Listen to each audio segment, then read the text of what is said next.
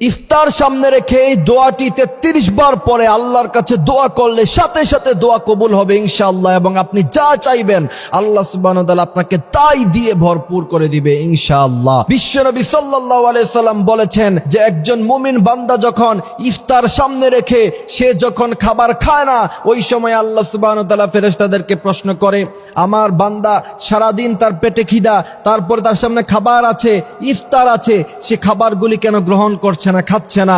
তখন ফেরেশতারা আল্লাহ সুবহানাহু ওয়া তাআলাকে উত্তর দিয়ে বলে, রব্বুল আলামিন তিনারা সারা দিন রোজা রেখেছে আপনাকে পাওয়ার উদ্দেশ্যে, যতক্ষণ পর্যন্ত না আপনি হুকুম না করবেন ততক্ষণ পর্যন্ত তারা খাবার খাবে না, তারা আল্লাহ আপনাকে খুশি করতে চায়। তখন আল্লাহ সুবহানাহু ওয়া তাআলা বলেন, আমার বান্দারা আমার কাছে কি চায়? ফেরেশতারা বলে, রব্বুল আলামিন তারা আপনার কাছে ক্ষমা চায়, আপনার কাছে রিজিক চায়, আপনার কাছে তারা মান সম্মান চায়, ইজ্জত চায়, জীবনে অনেক কিছু চায়। তখন আল্লাহ পাক ফেরেশতাদেরকে বলে, যাও তারা যা চায় আমি আল্লাহ তাদেরকে সব দিয়ে ভরপুর করে দিলাম। সুবহানাল্লাহি ওয়া বিহামদিহি সুবহানাল্লাহিল আযীম। বিশ্বনবী সাল্লাল্লাহু আলাইহি ওয়াসাল্লাম বলেছেন, রমাদান মাসের 3টি সময় আছে, যে 3টি সময়ে দোয়া করলে সাথে সাথে আল্লাহ পাক দোয়া কবুল করে নেয়। প্রথম নাম্বার হচ্ছে ওয়াক্তাস সাহার, অর্থাৎ সেহরি খাওয়ার সময় যদি আপনি আল্লাহর কাছে দোয়া করেন সাথে সাথে দোয়া কবুল হয়ে যাবে। দ্বিতীয় নাম্বার হচ্ছে ইফতারির সময়, ওই সময় যদি আপনি আল্লাহর কাছে দোয়া করেন দোয়া সাথে সাথে কবুল হয়ে যাবে।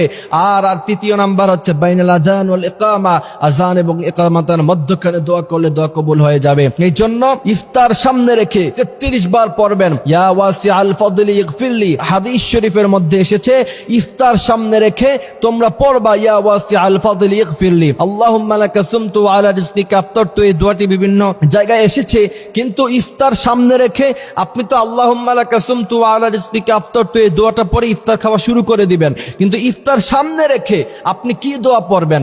ইফতার সামনে রেখে যতক্ষণ পর্যন্ত না ইফতারের টাইম হয় ততক্ষণ পর্যন্ত আপনি পড়বেন ইয়া ওয়াসিআল ফাদলি ইগফিরলি কমসে কম 33 বার।